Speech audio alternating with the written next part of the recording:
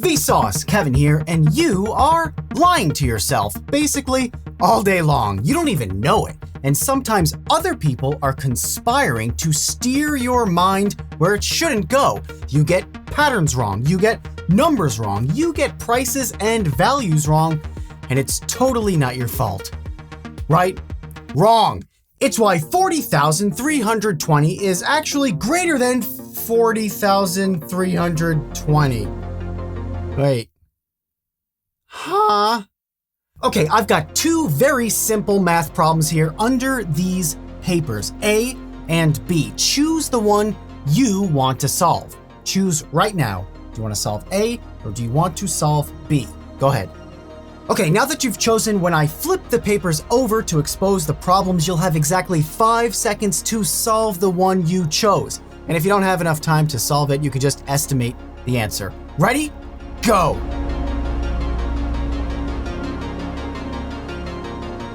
Time's up. All right, let's be honest. Virtually no one was able to multiply those numbers fast enough, at least not accurately. But what about your estimates? We know that 1 times 2 times 3 times 4 times 5 times 6 times 7 times 8, and 8 times 7 times 6 times 5 times 4 times 3 times 2 times 1 are the exact same problem. Because of the commutative property, which is like A times B equals B times A. It doesn't matter what order we multiply the terms. Start small, get bigger. Start big, get smaller. It makes no difference. Same result. But in a 1974 article called Judgment Under Uncertainty, Heuristics and Biases, Amos Tversky and Daniel Kahneman revealed that the group who tried to solve problem A, multiplying with the small numbers first, had a median estimate of 512. Group B, who started by multiplying larger descending numbers, their median estimate was 2,250, over 4 times higher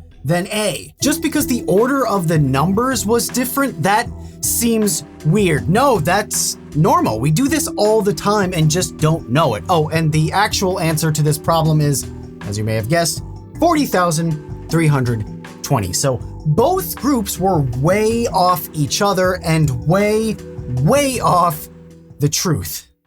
The fact is, whether you started with big numbers or small numbers, you were anchored into a mode of thought that depended on your initial information. Anchoring is a cognitive bias that basically sets the tone for how you think about something, and it can be really tough to break out of it or consider other relevant factors, like video game prices. I recently got into a teeny tiny Twitter argument about how $70 games now are actually cheaper than the prices of video games 20 years ago. Paying $60 in the year 2000 was actually $90.69 in real dollars, but we've been anchored into video game pricing. Even ignoring inflation, we didn't talk about how games also now take longer to develop with way more staff, and the technology itself is a lot better with 4K graphics and smooth frame rates, wireless controllers, full games you can buy, download, and play basically right away from your couch without having to beg your mom to drive you to KB Toys at the Southside Mall in Oneonta an hour round trip in a sudden snowstorm to get a game you know next to nothing about aside from having drooled over the same 10 screenshots in GamePro magazine for the last 6 months, but that game was Xenogears, and it was totally worth it.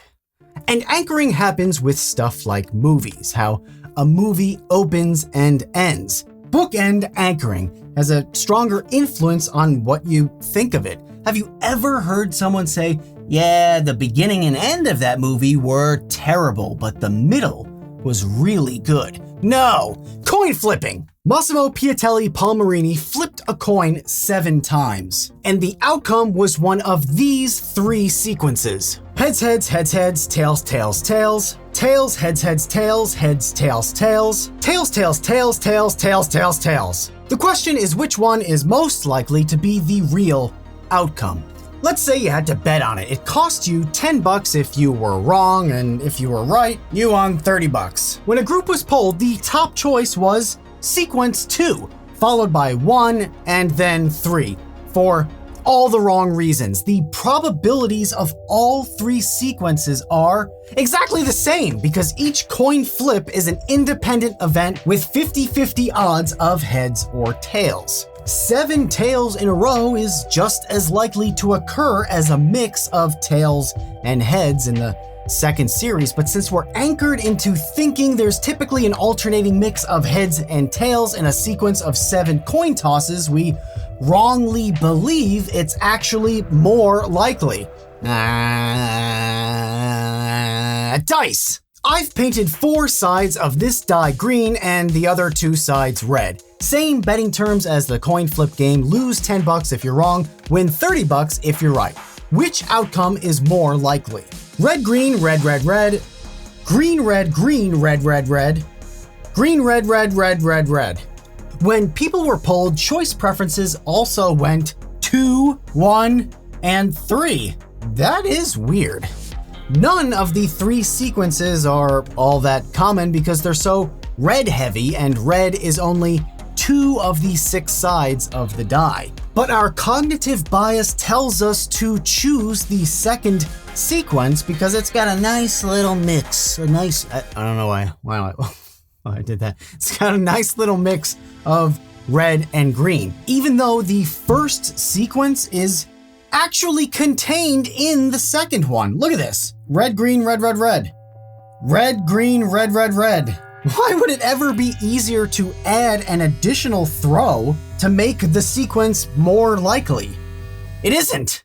The more throws you make, the less likely you are to hit that exact sequence. Here's the math. We're really just multiplying the odds of 1/3 for red and 2/3 for green, but check out the relative probabilities. Just one swap from red to green in sequence number 2 doubles the probability of sequence number 3. And not requiring that extra green throw in number 1 makes it about 60% more likely to happen compared to sequence number 2. Anchoring costs you money.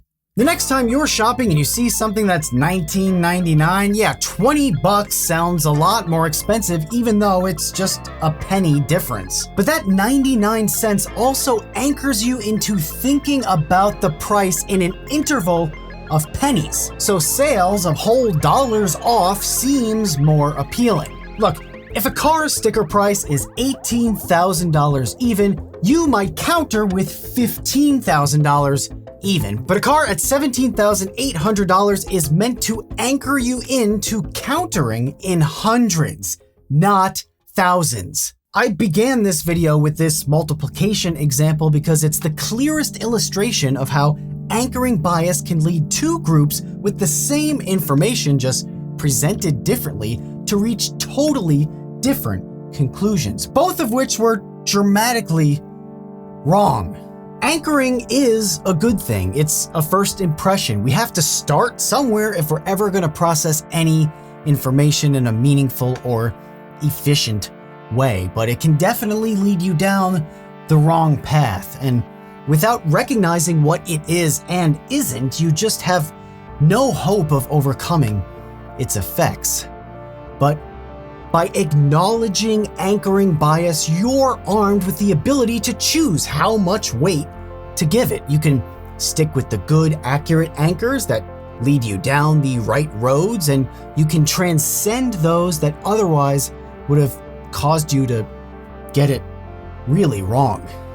The truth is that depending on the question, the real answer might still be just floating around, waiting for someone like you to finally anchor it.